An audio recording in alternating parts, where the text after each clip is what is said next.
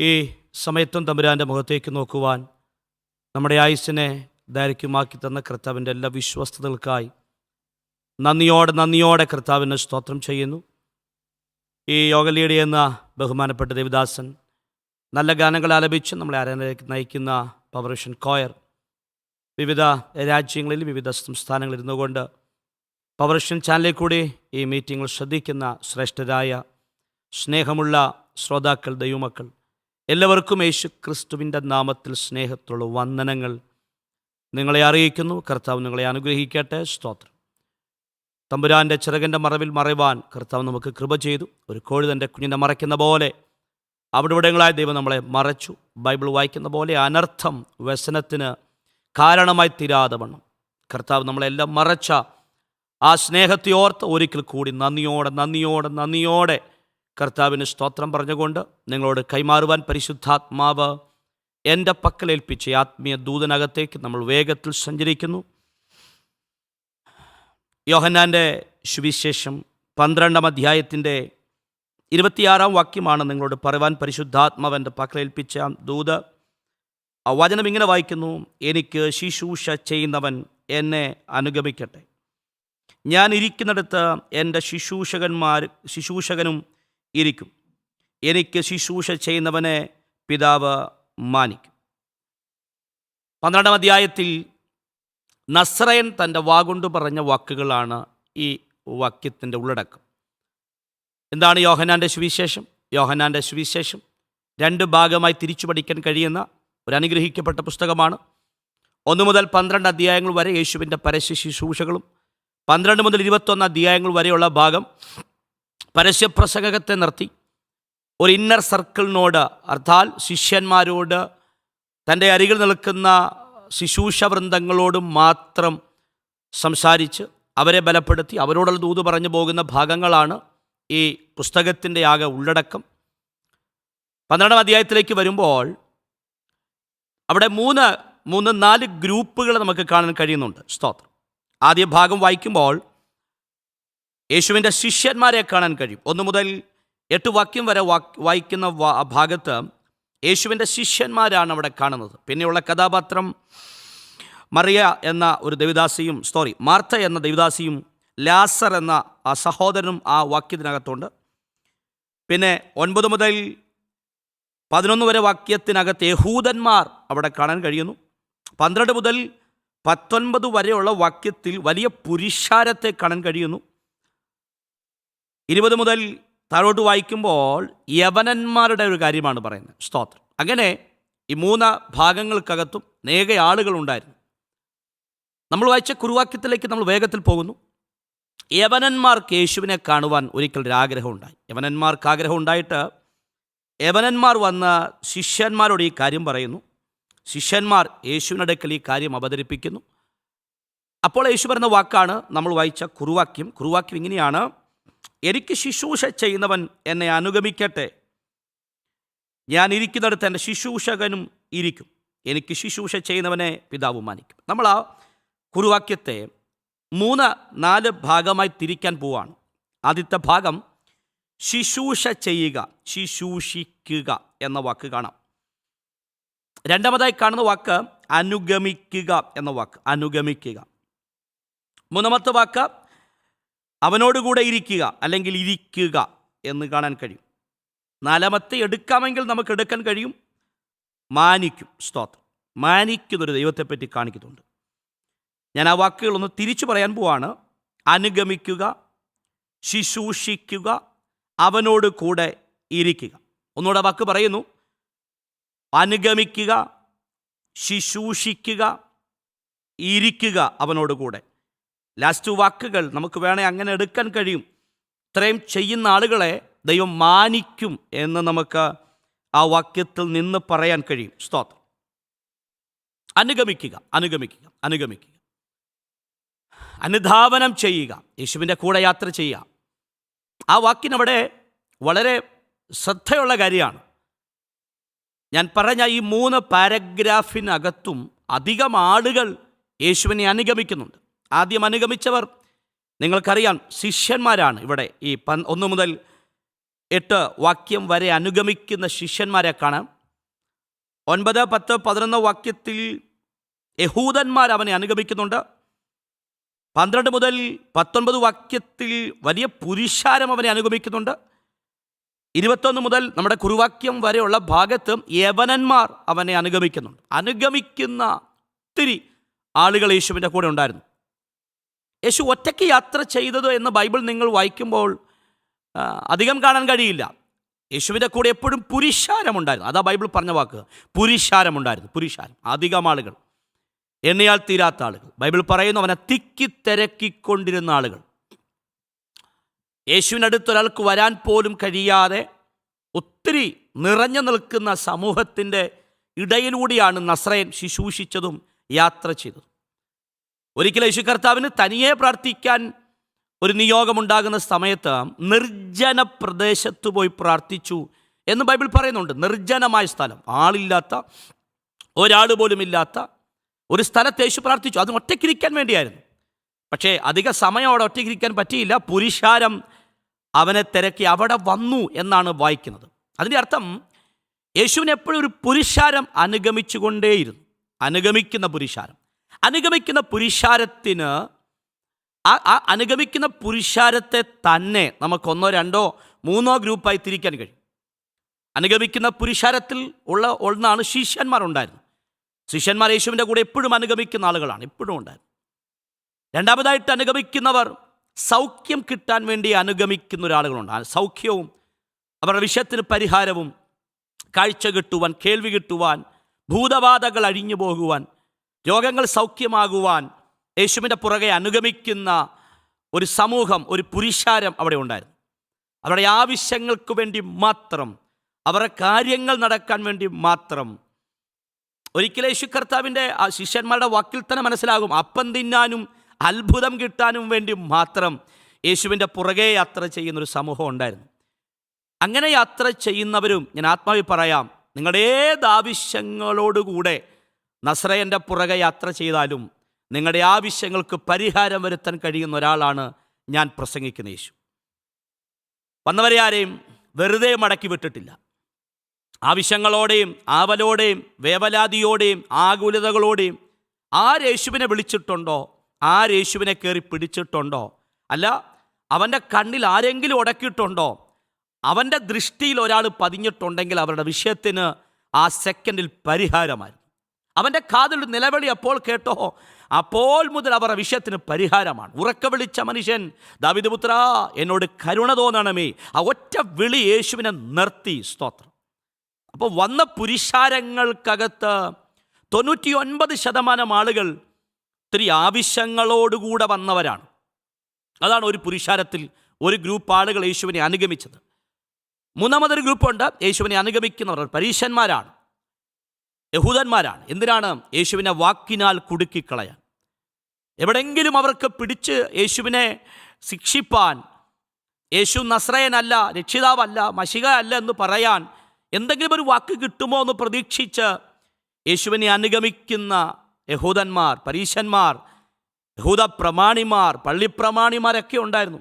അവരൊക്കെ യേശുവിൻ്റെ കൂടെയുണ്ട്. നമ്മൾ വായിച്ച ഈ ഭാഗങ്ങൾക്കകത്തും നിങ്ങൾക്ക് മനസ്സിലാക്കാൻ പറ്റുന്നൊരു വാക്ക്, എൻ്റെ ഓർമ്മ ശരിയാണെങ്കിൽ അതിൻ്റെ 11ാമത്തെ വാക്യത്തിൽ ഇങ്ങനെയാണ് വായിക്കുന്നത്, അവ ഹേതുവായി വിശ്വസിക്കുക, ലാസറിനെയും കൊല്ലേണം എന്ന് മഹാപുരോഹിതന്മാർ ആലോചിച്ചു. അതിൻ്റെ അർത്ഥം അനുഗമിക്കുന്ന പുരുഷാരത്തിൽ യേശുവിൻ്റെ നാശം കൊതിക്കുന്നവരും ഉണ്ടായിരുന്നു.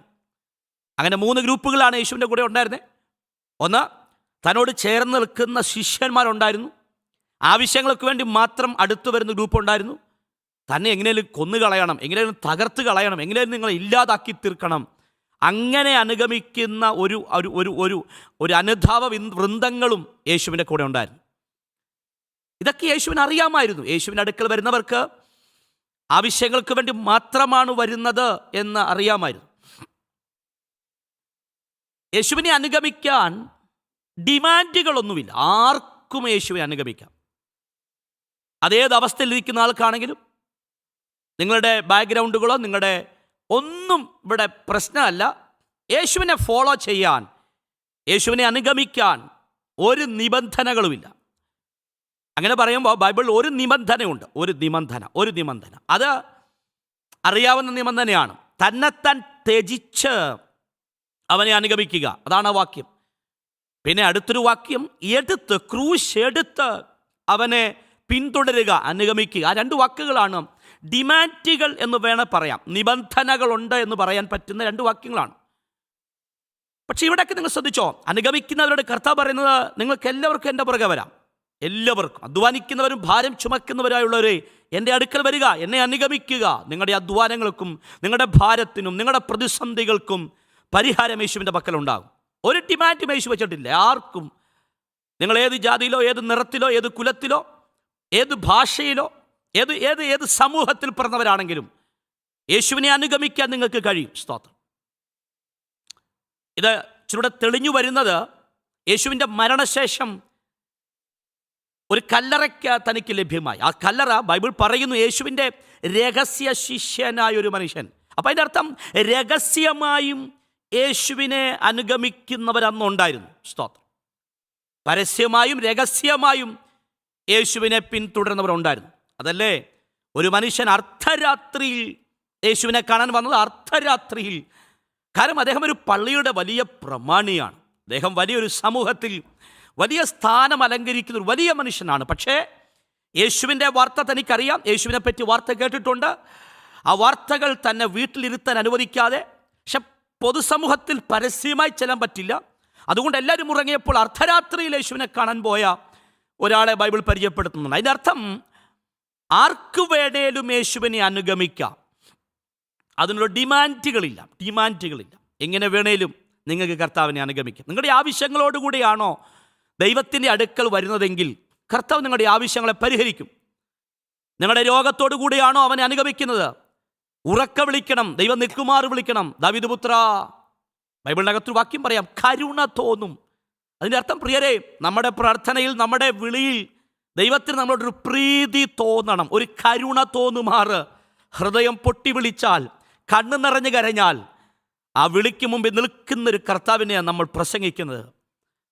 അങ്ങനെ അനുഗമിച്ചവർ യേശുവിൻ്റെ അരികിലുണ്ട്. ആർക്കു വേണേലും, ഞാൻ ഓടിപ്പോകാം, ആർക്കു വേണമെങ്കിലും അനുഗമിക്കാം. അനുഗമിക്കുന്ന വൃന്ദം. അടുത്ത ഭാഗത്തേക്ക് പോവുക. അനുഗമിക്കുക. സ്തോത്രം. ഞാൻ 2-3 വാക്യങ്ങൾ നിങ്ങൾക്ക് തരാൻ തുടങ്ങിയാൽ, 1 രാജാക്കന്മാർ പുസ്തകത്തിൽ പറയുന്നത് ദൈവത്തെ അനുഗമിപ്പിൻ എന്ന് വാക്യമുണ്ട്. 1 രാജാക്കന്മാർ പുസ്തകം 18-ാം അധ്യായം 21-ാം വാക്യമാണ് ദൈവത്തെ അനുഗമിക്കുക. സ്തോത്രം. മത്തായി സുവിശേഷം ഞാൻ പറഞ്ഞ വാക്കാണ് ക്രൂശെടുത്ത് അനുഗമിക്കുക. ഒരിക്കൽ പത്രോസ് അതാണ് സകലതും വിട്ട്, പടകും വലയെല്ലാം വിട്ട് പത്രോസ് അവനെ അനുഗമിച്ചു. ശിഷ്യന്മാരെ എല്ലാം വിളിക്കുമ്പോൾ അവരൊക്കെ പലയിടത്തായിരുന്നു. ചുങ്കം പിരിക്കുന്ന ആളുകളോട് പറഞ്ഞു, വാ. വിട്ട മാത്രയിൽ കേട്ട മാത്രയിൽ വിട്ടു, അവനെ അനുഗമിച്ചു. സ്തോത്രം. അങ്ങനെ അനുഗമിച്ചവരൊക്കെ ബൈബിളിനകത്തുണ്ട്. അവരുടെ പേരാ ശിഷ്യന്മാർ. Praise the Lord. അനുഗമിക്കുന്നവർക്ക് എല്ലാ കാലഘട്ടത്തിലും കർത്താവിനെ അനുഗമിക്കുക എന്നൊരു പാറ്റേണിൽ മാത്രം ഒരാൾ നിൽക്കണം എന്ന് ദൈവം ആഗ്രഹിക്കുന്നില്ല. ഒന്നുകൂടെ വാക്ക് പറയാം. അനുഗമിക്കുന്നവരെല്ലാം അദ്ദേഹത്തിൻ്റെ ജീവിത അവസാനം വരെ അനുഗമിക്കുന്നവരായി മാത്രം ഇരിക്കണം എന്ന് ദൈവത്തിന് ആഗ്രഹമില്ല. അനുഗമിക്കുന്നവർ അടുത്തൊരു സ്റ്റെപ്പിലോട്ട് കയറണം. അതിൻ്റെ പേരാണ് ശുശ്രൂഷിക്കുക എന്നൊരു സ്റ്റെപ്പ്. അനുഗമിച്ച് കുറച്ചു കാലം കഴിയുമ്പോൾ അനുഗമിക്കുന്നവർ അവൻ്റെ ശുശ്രൂഷകന്മാരായി മാറ്റപ്പെടണം. ഞാൻ ഈ ദൂത് നിങ്ങളോട് പറയുമ്പോൾ, ഒത്തിരി കാലം അവനെ അനുഗമിച്ചിട്ടും അടുത്തൊരു ടേക്ക് ഓഫ്, അടുത്തൊരു ശുശ്രൂഷയുടെ ഗ്രോത്ത് ഉണ്ടാകാതിരിക്കുന്ന ആരെങ്കിലും ഉണ്ടെങ്കിൽ ഞാൻ ഈ ദൂതിനെ നിങ്ങളെ ഡിക്ലെയർ ചെയ്യുന്നു. അടുത്തൊരു കാലഘട്ടത്തിലേക്ക് നിങ്ങൾ കാലെടുത്ത് വെക്കാൻ പോകുന്നു. അതിൻ്റെ പേരാണ് അവനെ ശുശ്രൂഷിക്കുക. ശുശ്രൂഷകന്മാരായിത്തീരുക. അവിടെ ഡിമാൻഡുകളുണ്ട്, അവിടെ വ്യവസ്ഥകളുണ്ട്, അവിടെ നിയമങ്ങളുണ്ട്. സ്തോത്രം. എല്ലാവരും അനുഗമിക്കണം എന്ന് ദൈവം ആഗ്രഹിക്കുന്നു. എല്ലാവരും തൻ്റെ ശുശ്രൂഷകന്മാരാകണം എന്നും ദൈവം ആഗ്രഹിക്കുന്നു. അനുഗമിക്കുന്നവർക്ക് ദൈവം തൻ്റെ രഹസ്യങ്ങളെ തുറന്നു കൊടുക്കത്തില്ല. പക്ഷെ ശുശ്രൂഷകന്മാരായി ആകുന്നവർക്ക് അവൻ അവൻ്റെ രഹസ്യങ്ങളെ തുറന്നു കൊടുക്കും. Praise the Lord. അതിന് ഒരു ആശയം ഞാൻ വ്യക്തമാക്കാം പ്രിയരെ. യേശു പുരുഷാരത്തിന് നടുവിൽ പ്രസംഗിക്കുന്ന പല പ്രസംഗങ്ങളും പുരുഷാരത്തിന് മനസ്സിലായി കാണാം, മനസ്സിലാകാതിരിക്കാം.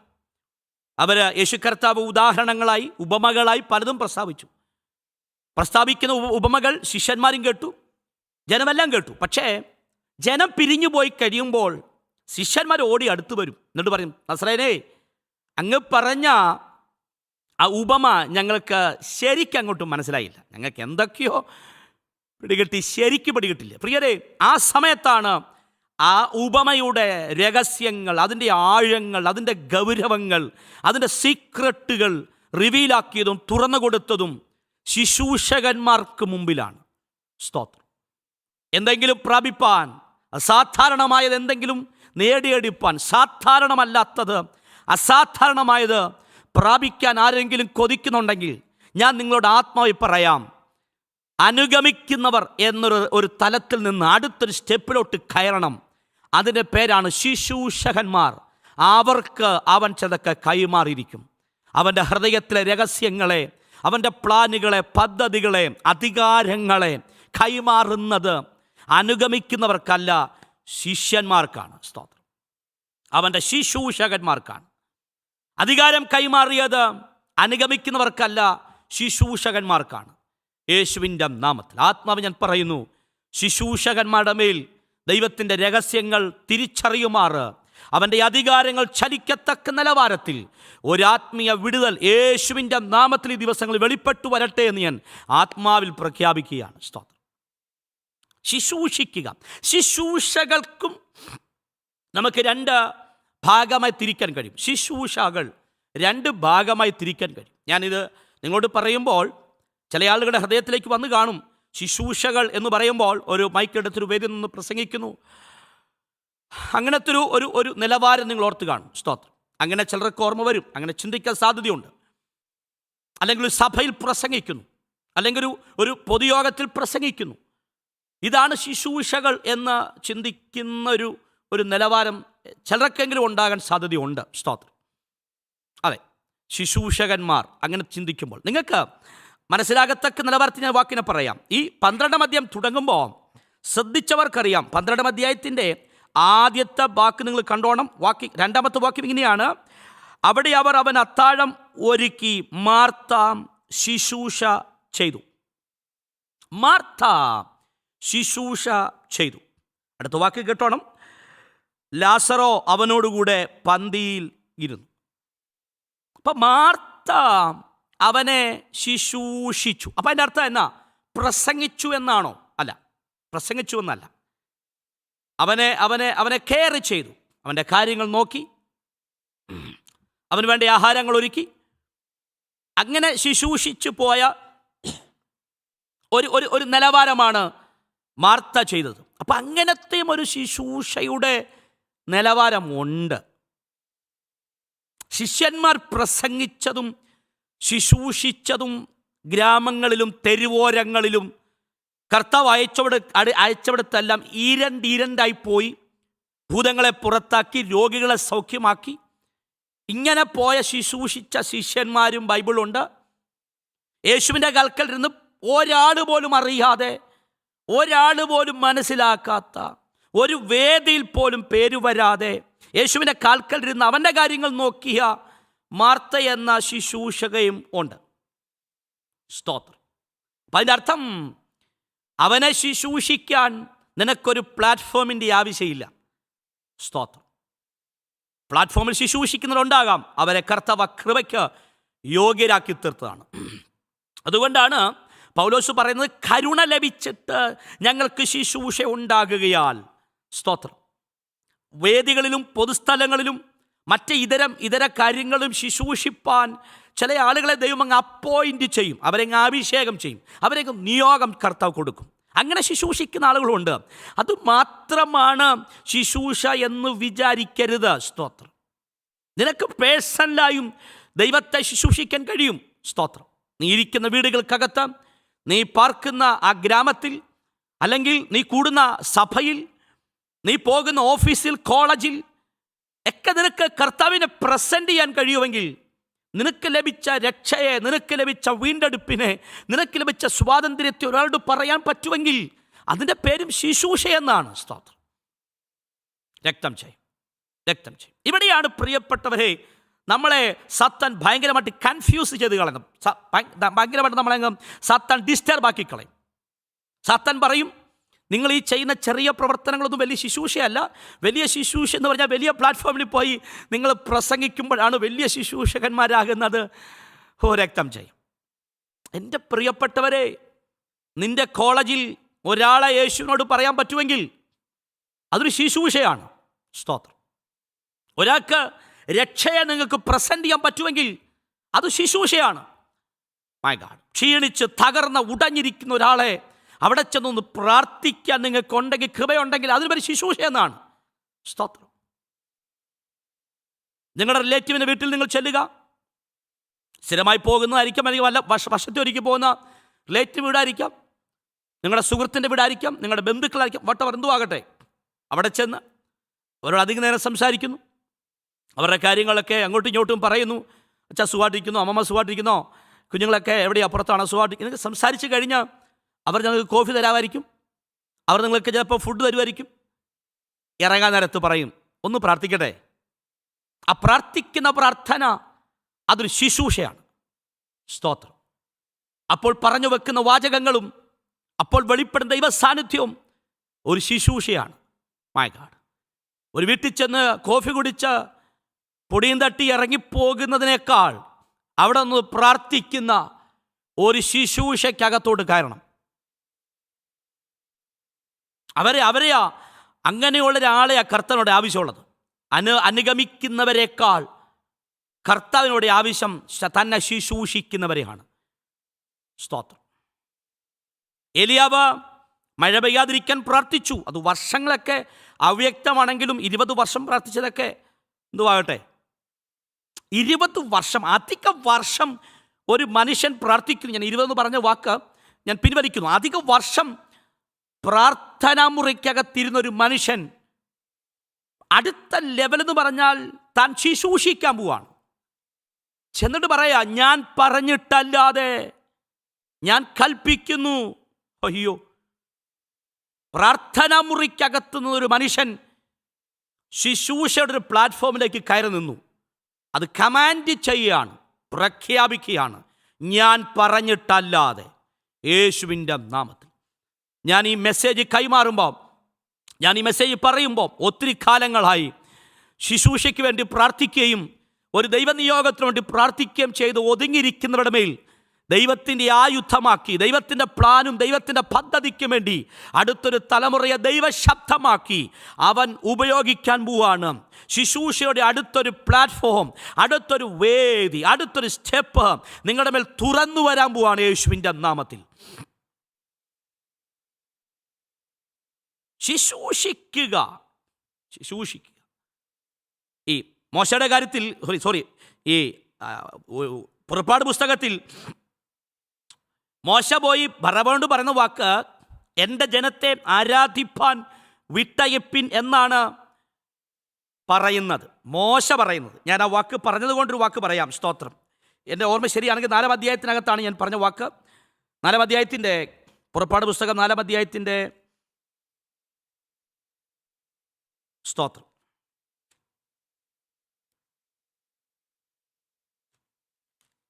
4-ാം അധ്യായത്തിൻ്റെ 23-ാം വാക്യം ശ്രദ്ധിച്ചോ. 4-ാം അധ്യായത്തിൻ്റെ 23-ാം വാക്യം, പുറപ്പാട് പുസ്തകം 4:23 പറഞ്ഞു കേട്ടോണം. എൻ്റെ ആദിജാതനെ തന്നെ എനിക്ക് ശുശ്രൂഷ ചെയ്യുവാൻ എൻ്റെ പുത്രനെ വിട്ടയക്കണം എന്ന് നിന്നോട് കൽപ്പിക്കുന്നു. ആ വാക്ക് ശ്രദ്ധിച്ചോണം. എൻ്റെ ആദിജാതനായവനെ എനിക്ക് ശുശ്രൂഷ ചെയ്യുവാൻ ദൈവം പറഞ്ഞ വാക്കാ അത്. ദൈവം പറഞ്ഞ വാക്കാ.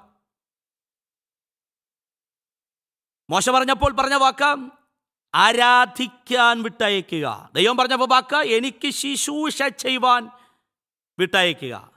സ്തോത്രം. 400 വർഷം ദൈവത്തിൻ്റെ ശുശ്രൂഷയില്ലാതെ ഇരുണ്ട കാലഘട്ടം. 400 വർഷം ശുശ്രൂഷകൾ വെളിപ്പെട്ടു വരാത്തൊരു കാലഘട്ടം. My God. ആ കാലഘട്ടത്തിൽ ദൈവം പറയുക, അടുത്തൊരു തലമുറയെ ഞാൻ പുറത്തിറക്കാൻ പോകുന്നു. എന്തിനു വേണ്ടി? എനിക്ക് ശുശ്രൂഷ ചെയ്യാൻ വേണ്ടി. ഞാൻ ആ വാക്യത്തിൻ്റെ പിൻബലത്തിൽ ആത്മാവിൽ പ്രവചിക്കാം. ശുശ്രൂഷയ്ക്ക് നിയോഗമുള്ളവനെയും ശുശ്രൂഷിക്കാൻ അധികാരമുള്ളവനെയും ഒതുക്കി വച്ചിരിക്കുന്ന, അവനെ പുറത്തേക്ക് വിടാതെ അടക്കി വച്ചിരിക്കുന്ന എല്ലാ ശക്തികളും, എല്ലാ ഭറവോൻ്റെ ശക്തികളും, എല്ലാ പൈശാചിക മേഖലകളും യേശുവിൻ്റെ നാമത്തിൽ അഴിഞ്ഞു പോകട്ടെ. യേശുവിൻ്റെ അടുത്തൊരു കാലഘട്ടത്തിൽ ദൈവത്തിൻ്റെ വായായി, ദൈവത്തിൻ്റെ നാവായി, ദൈവത്തിൻ്റെ ശബ്ദമായി, ദൈവത്തിൻ്റെ അധികാരമായി അടുത്തൊരു കാലഘട്ടത്തിൽ വെളിപ്പെട്ട് വരേണ്ടതിനെ തടയുന്ന സകല ശക്തികളും യേശുവിൻ നാമത്തിൽ അഴിയട്ടത്. സ്തോത്രം, സ്തോത്രം. ദൈവത്തെ ശുശ്രൂഷിക്കാനാ ദൈവത്തിന് അവരെ ആവശ്യമുള്ളത്. തൻ്റെ കാര്യം നോക്കാൻ, തന്നോട് കൂടെ നിൽപ്പാൻ, തൻ്റെ വായായി ലോകത്തോട് വിളിച്ചു പറയാൻ. എഫെസ്യർക്ക് ലേഖനം എഴുതുമ്പോൾ വരും കാലങ്ങളിൽ അവൻ്റെ സ്നേഹത്തെ പ്രദർശിപ്പാൻ, അവൻ്റെ കരുണയെ പ്രദർശിപ്പിപ്പാൻ, വരും കാലങ്ങളിൽ അവൻ്റെ മഹത്വത്തെ ലോകത്തിന് റിവീൽ ചെയ്യുവാൻ, വരും കാലങ്ങളിൽ ദൈവത്തിൻ്റെ പ്രവൃത്തിയെ ലോകത്തിന് വെളിപ്പെടുത്തുവാൻ, അതായി പറയുന്നത് അവനെ ശുശ്രൂഷിപ്പാൻ ഒരു തലമുറ എഴുന്നേറ്റു വരും. സ്തോത്രം. അവൻ്റെ ശബ്ദമായി, തമ്പുരാൻ്റെ നാവായി, തമ്പുരാന് ലോകത്തോട് പറയേണ്ടത് പറയാൻ, ലോകത്തോട് കൈമാറേണ്ട ചില ദൂതുകൾ ദൈവത്തിന് കൈമാറുവാൻ, ദൈവത്തിന് കൈമാറേണ്ട ചില വാണിങ്ങുകൾ കൈമാറുവാൻ നിയോഗമുള്ളവർ അവനെ ശുശ്രൂഷിപ്പാൻ പുറത്തു വരട്ടെ. സ്തോത്രം. ശുശ്രൂഷിക്കുക, ശുശ്രൂഷിക്കുക, ശുശ്രൂഷിക്കുക. ഞാൻ ഓടി മുൻപോട്ട് പോകുന്നു. അവനെ ശുശ്രൂഷിക്കുന്നവരാകണം. ഒന്ന്, അനുഗമിക്കുന്നവരാകുക. രണ്ട്, അവനെ ശുശ്രൂഷിക്കുന്നവരാകുക. സ്തോത്രം. അവനെ ശുശ്രൂഷിക്കുക. എനിക്ക് മുൻപേ ലീഡ് ചെയ്ത ദിദാസൻ, ആ ബഹുമാനി ദിദാസൻ പറഞ്ഞ വന്ന വഴിക്കൊരു വാക്ക്, ആ ശമൂവേലിനെ പറ്റി പറഞ്ഞ വാക്ക്, ആലയത്തിൽ ശുശ്രൂഷ ചെയ്ത ബാലകൻ. സ്തോത്രം. ആലയത്തിൽ താൻ വേല ചെയ്തു, ശുശ്രൂഷ ചെയ്തു. പുരോഹിതന മക്കൾ തനിക്ക് ബോധിച്ചതുപോലെ ജീവിച്ചപ്പോൾ, പുരോഹിതന മക്കൾ തനിക്ക് ഇഷ്ടമുള്ളത് ചെയ്തപ്പോൾ, മ്ലേച്ഛത പ്രവർത്തിച്ചപ്പോൾ, കണ്ണു കാണാത്ത അപ്പൻ യാഗം നടത്തുമ്പോൾ യാഗവസ്തു ദഹിക്കുന്നതിന് മുൻപ് തന്നെ മുപ്പല്ലി കൊണ്ട് യാഗവസ്തു എടുത്തുകൊണ്ട് പോയ മക്കൾ, മ്ലേച്ഛതയും അധർമ്മവും പെരുകി ജീവിച്ച മക്കൾ, അങ്ങനെ ഒരു പുരോഹിതന മക്കൾ ഒരു ആലയത്തിലുള്ളപ്പം ഒരു ബാലകൻ മാത്രം ഭയങ്കര വിശ്വസ്തയോടെ അവനെ ശുശ്രൂഷിച്ചു. My God, my God. അവനെ ശുശ്രൂഷിക്കുന്നവർ വിശ്വസ്തരാകണം, വിശുദ്ധരാകണം. ഒന്നുകൂടെ വാക്ക് പറയാം. അനുഗമിക്കുന്നവർക്ക് എങ്ങനെ വേണം അനുഗമിക്കാം. അനുഗമിക്കുന്ന കൂട്ടത്തിൽ നിങ്ങൾക്കറിയാലോ, ഈ 12-ാം അധ്യായത്തിൽ കള്ളൻ എന്നൊരു വാക്ക് ഉപയോഗിക്കുന്നത്. കള്ളൻ വാക്ക്, സോറി, കടുപ്പാണെങ്കിലും ബൈബിളിൽ പറഞ്ഞ വാക്കാണ്. കള്ളൻ യൂദയെ പറ്റി ആ വാക്ക് പറഞ്ഞേ. അനുഗമിക്കുന്നവരാ. പിന്നെയോ കൊല്ലാൻ വരുന്ന യഹൂദന്മാർ. അനുഗമിക്കാം. ജീവിത വിശുദ്ധി ഇല്ലാതെയും എങ്ങനെയും സംസാരിച്ചു, എങ്ങനെയും നടന്നു, എങ്ങനെയും ജീവിച്ച് അവനെ അനുഗമിക്കാം. എന്തും കണ്ടു, എന്തും കേട്ടും, എന്തും പറഞ്ഞു അവനെ അനുഗമിക്കാം. ഒരു പ്രശ്നവുമില്ല. സ്തോത്രം. അനുഗമിക്കുന്നവർക്ക് ഇവിടെ ഒരു ഡിമാൻഡുകളില്ല. നിങ്ങൾക്ക് നിങ്ങളുടെ ജീവിതത്തെ ക്രമപ്പെടുത്തേണ്ട, സംസാരത്തെ ക്ലിയർ ആക്കേണ്ട ഒന്നും വേണ്ട. നിങ്ങൾക്ക് എങ്ങനെയും കർത്താവിനെ അനുഗമിക്കാം. ശുശ്രൂഷകനാകണമെങ്കിൽ വിശ്വസ്തനായിരിക്കണം. അങ്ങനെയാ ബൈബിൾ പറയുന്നത്. ഗ്രഹവിചാരകന്മാരിൽ അവൻ വിശ്വസ്തന്മാരെ തിരയുന്നു. ശുശ്രൂഷകൾ പ്രാപിപ്പാൻ കൊതിയുണ്ടെങ്കിൽ, ദൈവത്തിന് ശബ്ദമായി നിൽക്കാൻ കൊതിയുണ്ടെങ്കിൽ, നോക്കുന്നൊരു നോട്ടം വിശ്വസ്തനാകണം, വിശുദ്ധനാകണം. ശമൂവേൽ ആലയത്തിൽ അപ്പന് പുരോഹിതന് കാഴ്ചയില്ലാത്ത സമയത്തും ഒരു സെക്കൻഡ് പോലും തൻ്റെ പുരോഹിതനെ കളിപ്പിക്കാതെ, എത്രയോ അവസരമുണ്ട്. കണ്ണു കാണാത്ത പുരോഹിതൻ, ഞാൻ ആ വാക്ക് തിരുത്തി ഇങ്ങനെ പറയാം, കണ്ണു കാണാത്ത മെയിൻ പാസ്റ്ററും കാഴ്ചയുള്ള അസിസ്റ്റന്റ് പാസ്റ്ററും, ആ വാക്കുകൾ അങ്ങനെ പറയുന്നു. കണ്ണു കാണാത്ത മെയിൻ പാസ്റ്റർ, കാഴ്ച കുറവാ, മങ്ങിത്തുടങ്ങിയ കണ്ണ. നല്ല കാഴ്ചയുള്ള ബാലകൻ 1000 തവണ കളിപ്പിക്കാം. 1000 തവണ. My God. വാക്കുകൊണ്ടോ നോട്ടം കൊണ്ടോ പ്രവൃത്തി കൊണ്ടോ സംസാരം കൊണ്ടോ ഒരു സെക്കൻഡ് പോലും ആ ബാലകൻ പുരോഹിതനെ കളിപ്പിച്ചില്ല. അതാ ശുശ്രൂഷ, അതാ ശുശ്രൂഷ, അതാ ആലയത്തിലെ ministry. My God, my God. ഒരു സെക്കൻഡ് പോലും കളിപ്പിക്കാതെ ഭയങ്കര വിശ്വസ്തമായി. അതുകൊണ്ട് എന്ത് ഗുണമെന്ന് പറയട്ടെ, ദാൻ മുതൽ ബേർഷേബ വരെ ദൈവത്തിൻ്റെ വിശ്വസ്ത പ്രവാചകനായി തീർന്നു. My God. അതാ ഞാൻ പറഞ്ഞ പ്രിയരെ, അനുഗമിക്കുന്നവർക്ക് ദൈവം തുറക്കത്തിൽ ചിലതൊന്നും, അവനെ ശുശ്രൂഷിക്കുന്നവരുടെ മേൽ ചിലതൊക്കെ അസാധാരണമായി ദൈവം തുറന്നു കൊടുക്കും. നിങ്ങൾ നിൽക്കുന്ന ഏത് പ്ലാറ്റ്ഫോം ആകാം, നിങ്ങളുടെ പ്രസംഗനാകാം, ആയിക്കോട്ടെ, വിശ്വസ്തനാണെങ്കിൽ അതിൻ്റെ വിശാലതകൾ ദൈവം നിങ്ങൾക്ക് തുറന്നു തരും. നിങ്ങളൊരു ടീച്ചറായിക്കോട്ടെ, വിശ്വസ്തരാണെങ്കിൽ ആ ടീച്ചിങ് മേഖലയുടെ അസാധാരണത്വം നിങ്ങളുടെ മേൽ കർത്താവ് തുറന്നു തരും. നിങ്ങൾ വർഷിപ്പ് ലീഡറായിരിക്കാം, ഒരു വർഷിപ്പ് ചെയ്യുന്ന ആളായിരിക്കാം. വിശ്വസ്തരാണെങ്കിൽ, വിശുദ്ധരാണെങ്കിൽ, ശുശ്രൂഷകന്മാരാണെങ്കിൽ കേട്ടുകൊള്ളുക, നിങ്ങളുടെ മേൽ അതിൻ്റെ അടുത്ത സാധ്യതകളും അടുത്തൊരു ആത്മനിലവാരവും ദൈവം നിങ്ങളുടെ മേൽ തുറന്നു തന്നിരിക്കും. Praise God. നിങ്ങളൊരു പേഴ്സണൽ ഇവാഞ്ചലിസ്റ്റ് ആണോ, വ്യക്തിപരമായി സുവിശേഷം പറയാൻ കൃപയുള്ളവരാണോ എങ്കിൽ കേട്ടുകൊള്ളുക, വിശ്വസ്തരാണെങ്കിൽ, വിശുദ്ധരാണെങ്കിൽ അതിൻ്റെ അടുത്ത വിശാലതകൾ ദൈവം നിങ്ങളുടെ മേൽ തുറന്നു തന്നിരിക്കും. My God. നിങ്ങളുടെ സഭയിലെ ഇടയനാണോ, ഒരു സഭാ മിനിസ്ട്രി മാത്രം ചെയ്യുന്ന ആളാണോ, വിശുദ്ധരാണെങ്കിൽ, വിശ്വസ്തരാണെങ്കിൽ അതിൻ്റെ അടുത്ത സാധ്യതകൾ ദാൻ മുതൽ ബേർഷേബ വരെ ഒരാളെ വിശ്വസ്ത പ്രവാചകനാക്കിയതുപോലെ നിങ്ങളുടെ അതിരുകളെ എൻ്റെ ദൈവം വിശാലമാക്കും. പരിധികൾ കൂടാതെ ദൈവം നിങ്ങളെ അനുഗ്രഹിച്ചിരിക്കും. Praise God. നിങ്ങൾ നിൽക്കുന്ന ഏത് ശുശ്രൂഷ തലമായിക്കോട്ടെ, വലിയ നോട്ടീസിൽ നിങ്ങളുടെ പേര് കാണില്ല, വലിയ പ്ലാറ്റ്ഫോമിൽ നിങ്ങൾ ഉണ്ടാകില്ല, നിങ്ങളെ അറിയാൻ ആയിരങ്ങളുണ്ടായിരിക്കും, ആരും നിങ്ങളെ അറിയില്ലായിരിക്കാം. പക്ഷെ കർത്താവിൻ്റെ പേര് നിങ്ങൾ ചെയ്യുന്നുണ്ടോ, നിങ്ങൾ ശുശ്രൂഷകന്മാരാണോ എങ്കിൽ കേട്ടോ, നിങ്ങളുടെ പരിധി മാറും, പരിമിതി മാറും, നിങ്ങളുടെ ബൗണ്ടറികൾ മാറും. ദൈവം നിങ്ങളെ വിശാലമാക്കും. കിടന്നുറങ്ങിയ ബാലകൻ ഒരു തിരശ്ശീനിക്കപ്പുറയും ഇപ്പറയും. ഞാൻ എപ്പോഴോ പറഞ്ഞു പോയ വാചകമാണ്. ഞാൻ വീണ്ടും ദേവദാസൻ പറഞ്ഞു വന്നത് വഴിക്കും ഈ ദൂത് കണക്റ്റ് ആയതുകൊണ്ട് ഞാൻ ആത്മാവി പറയുകയാണ് പ്രിയരെ. ഒരു തിരശ്ശീനിക്കപ്പുറയും ഇപ്പറയും കിടക്കുന്ന രണ്ടുപേർ. തിരശ്ശീനിക്കപ്പുറം കിടക്കുന്ന പുരോഹിതൻ, തിരശ്ശീലയ്ക്ക് ഇപ്പുറം കിടക്കുന്ന ബാലകൻ. അവർ തമ്മിൽ ഡിവൈഡായി നിൽക്കുന്ന ഒരു തിരശ്ശീല മാത്രം. ശബ്ദം വെളിപ്പെട്ടു വന്നു. പുരോഹിതൻ കേട്ടില്ല, ബാലകൻ കേട്ടു. ഒരു തവണയാണെ പോട്ടെന്ന് വെക്കാം. പിന്നെയും ശബ്ദം വെളിപ്പെട്ടു. പുരോഹിതൻ കേട്ടില്ല, ബാലകൻ കേട്ടു. പിന്നെ വെളിപ്പെട്ടു ശബ്ദം. പുരോഹിതൻ കേട്ടില്ല, ബാലകൻ കേട്ടു. തഴക്കവും പഴക്കവും പാരമ്പര്യം പറഞ്ഞവർ കേൾക്കാത്ത ശബ്ദം അവനെ ശുശ്രൂഷിച്ചവൻ കേട്ടെന്ന്, വിശ്വസ്തയോടെ ശുശ്രൂഷ ചെയ്തവർ കേട്ടെന്ന്. ആയിരങ്ങൾ ഇവിടെ കാണാം. പാരമ്പര്യം പറയുന്ന, പഴക്കം പറയുന്ന, തഴക്കം പറയുന്ന, തലമുറയുടെ ആധിക്യം പറഞ്ഞ അഹങ്കാരം കൊള്ളുന്ന ആയിരങ്ങൾ കാണും പ്രിയരെ. വിശ്വസ്തയോടെ വേല ചെയ്താൽ ആരും കേൾക്കാത്തത് നീ കേൾക്കും, ആരും പ്രാപിക്കാത്തത് നീ പ്രാപിക്കും, ആരും ഇതുവരെ ആർക്കും ലഭിക്കാത്ത ചിലത് നിനക്ക് ലഭ്യമാകും. അത് ശുശ്രൂഷയാകാം, ദൈവകൃപയാകാം, അഭിഷേകമാകാം, ആത്മാവിൻ്റെ ടാലൻ്റ് ആകാം, പുതിയ വഴികളാകാം. യേശുവിൻ്റെ നാമത്തിൽ ഞാൻ ആ ദൂതം ഇങ്ങനെ അങ്ങ് ഡിക്ലെയർ ചെയ്യുകയാണ്. ആർക്കും തുറക്കാത്തത് നിങ്ങൾക്ക് മേൽ തുറന്നു വരട്ടെ, ആരും പ്രാപിക്കാത്ത നിങ്ങൾ പ്രാപിക്കട്ടെ, ആർക്കും ലഭ്യമാകാത്ത ലഭ്യമാകട്ടെ. വിശ്വസ്തയോടെ ശുശ്രൂഷിക്കുക. Praise God. പുരോഹിതനായി തുടങ്ങിയ മനുഷ്യൻ അടുത്ത കാലഘട്ടം കേട്ടോ, ബേർഷേബ വരെ പ്രവാചകനായി. സ്തോത്രം. വിശ്വസ്തയോടെ വേല ചെയ്യുക, വിശ്വസ്തയോടെ അവനെ ശുശ്രൂഷിക്കുക. ഞാൻ ഓടി ആ ദൂതനകത്തേക്ക് പോകാം. അനുഗമിക്കാൻ ഡിമാൻഡില്ല, ശുശ്രൂഷിപ്പാൻ ഡിമാൻഡുണ്ട്. എന്താണ് ഡിമാൻഡ്? വിശ്വസ്തരാകുക, വിശുദ്ധരാകുക. അങ്ങനെയുള്ളവർക്ക് മാത്രമേ അവനെ ശുശ്രൂഷിക്കാൻ പറ്റുള്ളൂ. അപ്പോൾ അവിടെ ചോദ്യം, അങ്ങനെ ഇല്ലാത്ത ആളുകളുമില്ലേ? ഉണ്ട് ഉണ്ട് ഉണ്ട് ഉണ്ട്.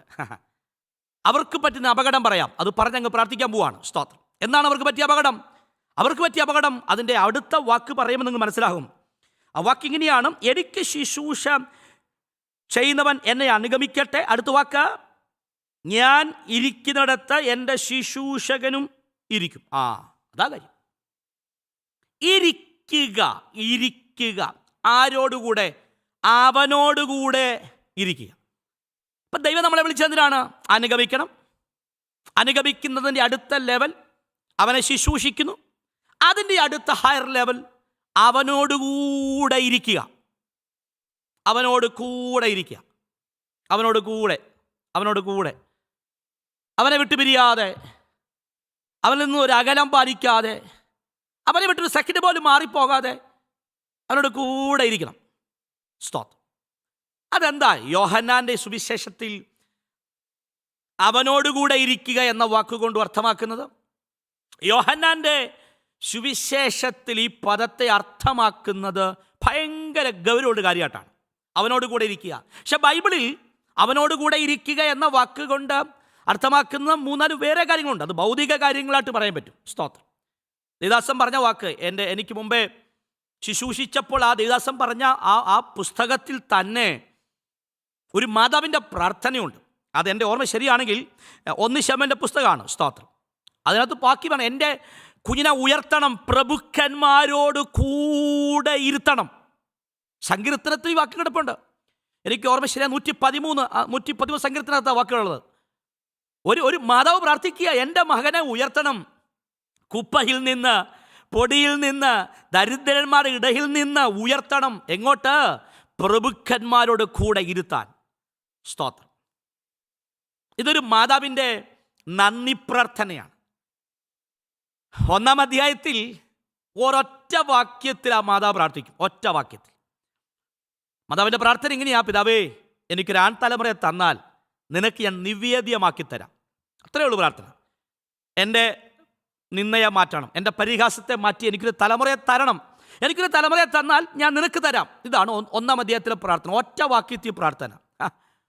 തലമുറ കിട്ടിയപ്പം 2-ാം അധ്യായത്തിൽ 8 വാക്യത്തിൽ കർത്താവിനോട് 10 വാക്യത്തിൽ ദൈവത്തോട് നന്ദി പറഞ്ഞു. 1-ാം അധ്യായത്തിൽ 1 വാക്യത്തിൽ പ്രാർത്ഥന, 2-ാം അധ്യായത്തിൽ 10 വാക്യത്തിനകത്ത് ദൈവത്തോട് നന്ദി പറയുക. മാതാവ് നന്ദി പറയുക.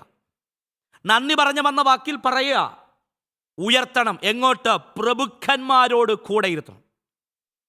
അപ്പൊ ചോദ്യം, മാതാവേ, നിങ്ങൾ 1-ാം അധ്യായത്തിൽ പ്രാർത്ഥിച്ചപ്പോൾ പറഞ്ഞത് എനിക്കൊരു മകനെ മാത്രം തന്നാൽ മതി, എനിക്കൊരു മകനെ തന്നാൽ ആ മകനെ നിങ്ങൾ ആലയത്തിൽ കൊണ്ടുവിട്ടേക്കാം എന്നൊക്കെയല്ലേ നിങ്ങൾ പറഞ്ഞത്? അതെ അതെ അതെ അതെ അതെ. മകനെ കിട്ടിയില്ലേ? കിട്ടി. മകനെ കിട്ടിയപ്പോൾ അമ്മയുടെ പ്രാർത്ഥന, ഇവിടം കൊണ്ട് അവൻ ഒതുങ്ങരുത്, പ്രഭുക്കന്മാരുടെ കാലത്തും പ്രഭുക്കന്മാരുടെ കൂടെ ഇരുത്തണം. അതിൻ്റെ അർത്ഥം നിങ്ങൾക്ക് പ്രാർത്ഥിക്കാൻ കഴിയും. നിങ്ങൾ നിൽക്കുന്ന ലെവലിൽ നിന്ന് അടുത്തൊരു ഹയർ ലെവലിൽ എൻ്റെ കുഞ്ഞിനെ ഇരുത്തണമേ എന്ന് പ്രാർത്ഥിപ്പാൻ മാതാപിതാക്കൾക്ക് കഴിയും. ഞാൻ ഈ ദൂത് പറയുമ്പോൾ ഒരു വാക്കി പറയാം, കർത്താവേ, എൻ്റെ കുഞ്ഞിനെ ഇപ്പോൾ നിൽക്കുന്ന ശുശ്രൂഷയിൽ നിന്ന് ഒരു ഉയർച്ചയുള്ള നിലവാരത്തിൽ കൊണ്ടിരുത്തണം.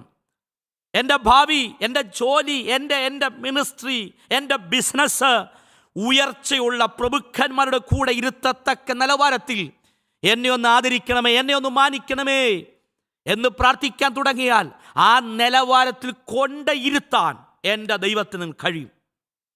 ഇങ്ങനെ ഭൗതികമായി ഇരിക്കുക എന്ന ഒത്തിരി ആശയങ്ങൾ ബൈബിളുണ്ട്. ഭൗതികമായി ഇരിക്കുക, അവനോട് കൂടി ഇരിക്കുക, അവനോട് കൂടെ സഞ്ചരിക്കുക, അങ്ങനെയൊക്കെ ബൈബിൾ. പക്ഷെ യോഹന്നാൻ്റെ സുവിശേഷത്തിലേക്ക് വരുമ്പോൾ ഇരിക്കുക എന്ന് പറയുന്ന വാക്കിന് ഒത്തിരി വ്യത്യസ്തമായ അർത്ഥങ്ങളുണ്ട്. വ്യത്യസ്തമായ അർത്ഥം. നിങ്ങൾക്ക് ഒരു വാക്ക് മാത്രം 1-2 വാക്യങ്ങൾ ഓടിച്ചു തരാം.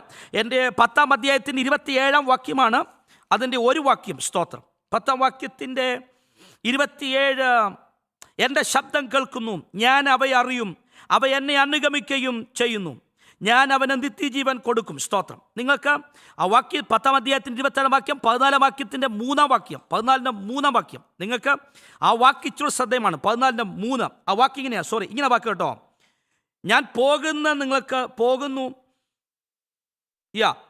ഞാൻ പോയി സ്ഥലം ഒരുക്കിയാൽ ഞാൻ ഇരിക്കുന്നിടത്ത് നിങ്ങളും ഇരിക്കേണ്ടതിന്. ആ വാക്ക് ശ്രദ്ധിച്ചോണം.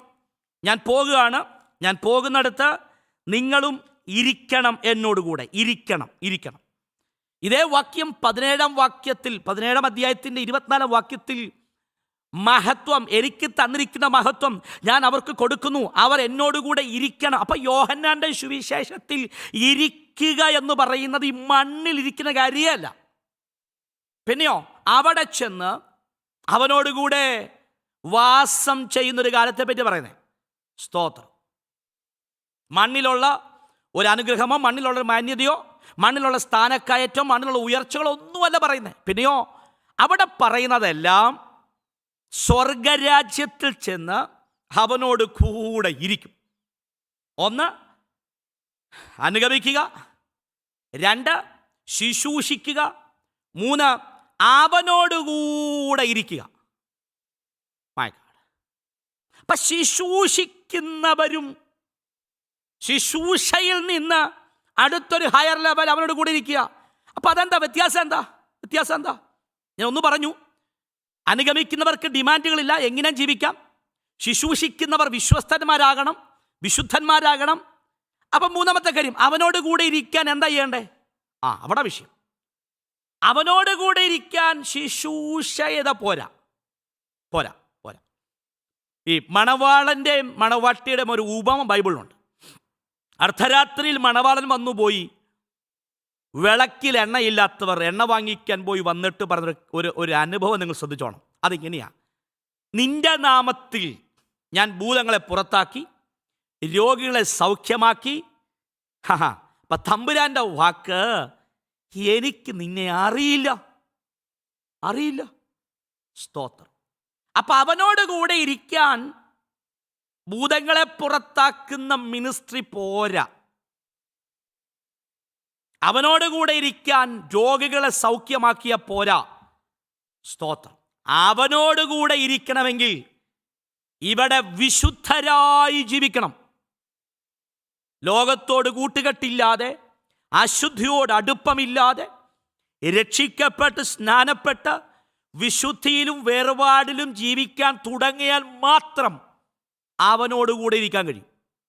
സ്തോത്രം. 1000 വേദിയിൽ പ്രസംഗിച്ചത് പറഞ്ഞ് അവനോടുകൂടെ ഇരിക്കാം എന്ന് വിചാരിക്കരുത്. 1000 ആളുകൾ സഭയിൽ ഉണ്ടെന്ന് വിചാരിച്ച് അവനോടുകൂടെ ഇരിക്കാൻ പറ്റുമെന്ന് വിചാരിക്കരുത്. കടുകട്ടി 1000 പ്രവചനങ്ങൾ പറഞ്ഞുവെന്ന് പറഞ്ഞ് അവനോടുകൂടെ ഇരിക്കാം എന്ന് തോന്നരുത്. 1000 ഭൂതങ്ങളെ പുറത്താക്കി, 1000 രോഗികളെ സൗഖ്യമാക്കി, 1000 മിനിസ്റ്റർ ചെയ്തു എന്ന് പറഞ്ഞ് അവനോടുകൂടെ ഇരിക്കാം എന്ന് വിചാരിക്കരുത്. സ്തോത്രം. ഇതൊന്നും അവനോടുകൂടെ ഇരിക്കാൻ നമ്മളെ പ്രാപ്തരാക്കത്തില്ല. അവനോടുകൂടെ ഇരിക്കണമെങ്കിൽ ഇച്ചിരി കടുപ്പമാ പ്രിയരെ. ലോകവുമായിട്ടുള്ള കൂട്ടുകെട്ടൊക്കെ വിടണം. ലോകത്തിൽ വ്യത്യസ്തരാകണം.